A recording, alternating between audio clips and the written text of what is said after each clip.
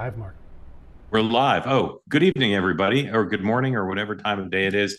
Thank you for joining the morning meeting. I was a little thrown off because one of my top sources just showed up in my inbox for the first time in a week. So I'm eager to Ooh. open that email, but I'll wait a moment. Thank you for joining. This is the two-way program called the morning meeting. Sean, Dan, and I, if Sean shows up, will run you through the day. This program is modeled on the network news morning news division or network news division's morning meetings in which they run through the day, provide analysis, and then in our O. Henry twist, we here take your questions. Stan has his hand up. You should join Stan and Professor Kenny in raising your hand to be part of the conversation. Please, if you've never raised your hand before, and I'll remind everybody, you can be from any ideological persuasion you wish. We welcome all voices here. Don't be intimidated by smack in the chat or the bleedings of those who forget about peace, love, and understanding. Be part of the conversation. I get texts and emails from people saying, well, the conversation's one-sided. Well, you can change that. Come on in and be part of the conversation. We welcome you here. Thank you for being part of Two Way. Dan, you keep an eye out for Sean while I run through the day book. The President of the United States today is in Washington, D.C., and he is having lunch with the Vice President of the United States at 12:30. If I were a certain type of reporter, I'd talk about being a fly on the wall, but I never say that. At 1 o'clock, his press secretary briefs. It'll be interesting to see what questions are on the minds of the White House press reporters who don't have this week off. And he's signing an executive order related to tariffs, I believe, at 4 o'clock, where he's basically imposing. I find it humorous that the president and his advisors are saying this deadline's for real. Unlike the other deadlines, this one's for real. Most reporting suggests no more trade deals are to be had in the next 24 hours. So he'll sign an executive order related to those countries that missed out. House remains out. Senate is in, doing various business. Mike Donlin, President Biden's former top political advisor, and probably still his top political advisor, is doing his closed door answering questions to the House Oversight Committee. Steve Ricchetti, I can't remember, Dan, yesterday, did we all say he was going to take the fifth? I sure did, and boy, he did not. He did not. He had an opening statement, which they shared with the press, and he was defiant. And I have to say, from talking to one member of the committee, didn't convince everybody that there was no cover up. He engaged in kind of the typical thing you heard from Biden folks when President Biden was still in office, which was nothing to see here. Everybody should move on. Mike Don, yeah. And for those who didn't see too, in Politico, they interviewed Joe Biden or his team, who said Biden's not paying attention and hadn't talked to anyone about this. And then Ricchetti told the committee that he had just spoken to Joe Biden about it. Yes. There's an incredible piece in Politico Playbook today about rounding up sort of Joe Biden's life. Now, I recommend it if you're interested in that. We'll talk about Kamala Harris in a minute. Anyway, I assume Mike Donlin's not going to take the fifth if Ricchetti didn't, but who knows? And then Hakeem Jeffries is holding a press conference at 11. The Ricchetti thing, Donlin's at 10 a.m. 11, Hakeem Jeffries holds a news conference with Texas Democrats on this ongoing question of whether Texas Republicans are going to redistrict the state. Just a half hour ago, we got the personal spending, personal income, jobless claim numbers. Let's throw those up. Basically, part of the stew of trying to understand what's going on with the economy.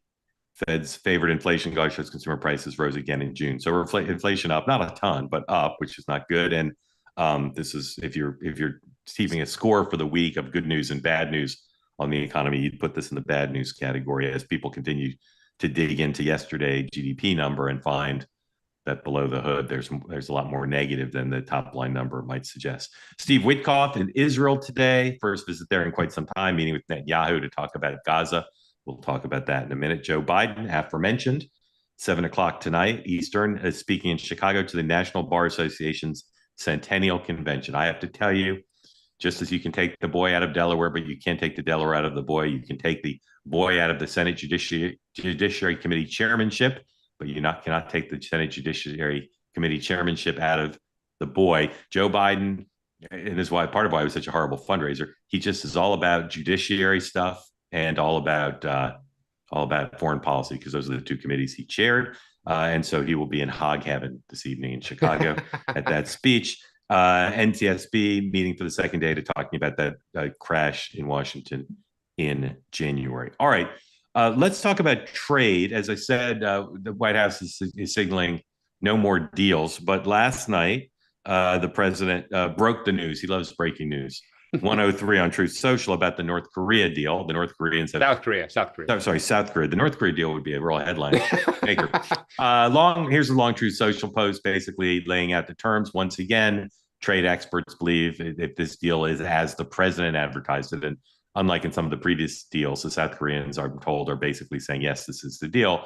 Another good deal for the United States using the leverage the president has, including the fact that the deadline was coming. The South Koreans were eager to be not left out of the first tranche of deals, particularly since the Japanese were in there. I don't read the chat, but I glance at it. Yes, the Canadians are screwed.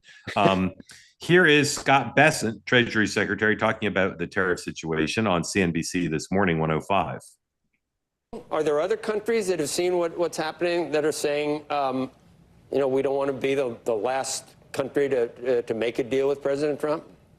Well, look, we've got the August 1st deadline coming up, and as we mentioned before, the rates could boomerang back to the April 2nd level. South Korea was a special case because they had an election, a new government, so they were not in the position to fully negotiate. They came in yesterday afternoon. They presented a very good offer. President Trump moved the offer up a bit, and we reached a very good agreement where they will have 15% tariffs. They will buy a substantial amount of U.S. energy. They will make a substantial investment into the U.S., both from their sovereign resources and via private companies. So there you see the announced rates so far, courtesy of our friends at CNBC. UK at the low end and goes up from that 10% up to 20%. Dan, you know all those flags? Yes, I do now that I see them. I don't think I would have been able to identify Indonesia if this was a game show. Yeah. The Vietnam flag is elegant and simple. And remember, it was said by the administration, Lutnick and others, you don't want to be Secretary Lutnick, you don't want to be the last one to make a deal because the rates get worse as we go forward. That's not been true like in a linear way, but it is true that the president continues to appear to strike deals that are far more favorable to the United States than I think his critics anticipated, assuming, as Dan constantly reminds us, these must be actually codified over a period of time. So, Dan, what do you anticipate happening now? Deadline's tomorrow. He's signing the executive order today. Do you think, the tariffs will go into place and then he'll start to do additional deals in the short term? Like, when would you expect the next tranche of deals to actually be consummated? Probably in the next week or so. I mean, look, whether these deals, as I keep saying, like we don't have the details, kind of how they play out. The fact is, he is getting deals. So if you're now one of the countries that hasn't struck one, you're kind of isolated. Like the U.S. is going to keep humming now with all these other countries, and you're in a corner. And he's probably going to jack the tariffs up even higher. I mean, other than China, I don't think, and maybe India, there's no other country that could kind of has any real leverage with us. So I would imagine other countries will now have to come kind of on bended knee and probably end up eating a tariff higher than 15%. So, I mean, on some level, that I mock the art of the deal. This is a smart thing, right? You want to be first. And if you're last, it tends to be one of the worst deals you're going to get. Yeah. I read somewhere that the president's going to talk to the president of Mexico today. Yeah. The Canadian situation is even more complicated by Canada's position now that if nothing changes with Israel, they'll recognize the Palestinian state come the fall. Any sense of what's going on with Canada and Mexico? I mean, I would kind of take the same thing I just said, which is if you're Mexico, strike a deal and then Canada's isolated. I mean, then that you have a bigger problem because he's if there's 3 players in NAFTA and 2 have a deal, you're sitting there. So yeah. The Mexicans seem quieter. They're not as brash the way the Canadians are much more vocal about not accepting a bad deal. So I would imagine he strikes a deal with Mexico in the next week or 2. Right. Okay. Let's talk about Russia. We spend a lot of time talking about what President Trump is going to do now that he set this deadline to deal with Putin. talking about sanctions, talking about more military aid and other assistance to the Ukrainians. We don't spend as much time trying to figure out what Putin's doing. And of course, that's a bit of a black box, difficult always to game out what he's doing. But he continues to put right in Donald Trump's face his unwillingness to stop. Yesterday, overnight, more attacks on Kyiv, loss of life, building destroyed. And so it's not clear how many people were killed by the Russian attack. Zelensky gave remarks this morning to a European group, play you at some length, because I think he does a good job of getting a sense of the body language of Zelensky, as well as his continued emphasis on the moral dimension of this conflict. Here's Zelensky in Helsinki, 107B, please. They knew the bombs would hit it. 16 people were killed, 43 were injured. Russia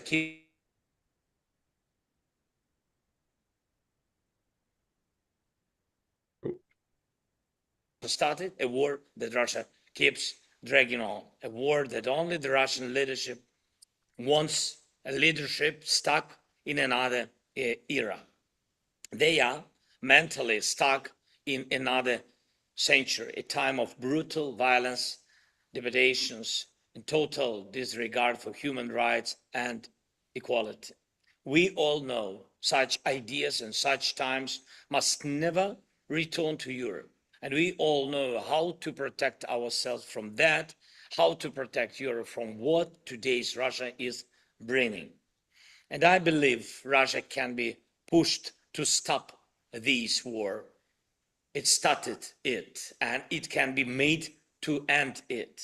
But if the world doesn't aim to change the regime in Russia, that means even after the war ends, Moscow will still try to destabilize neighboring countries. It will keep spending huge amounts of money, resources, and maybe even lives to do so. So, look, there's corruption there. He's not been perfect as a leader, but you got to say this is one of the most remarkable political acts of endurance and bravery and determination that any of us have seen since anyone on this platform has been alive.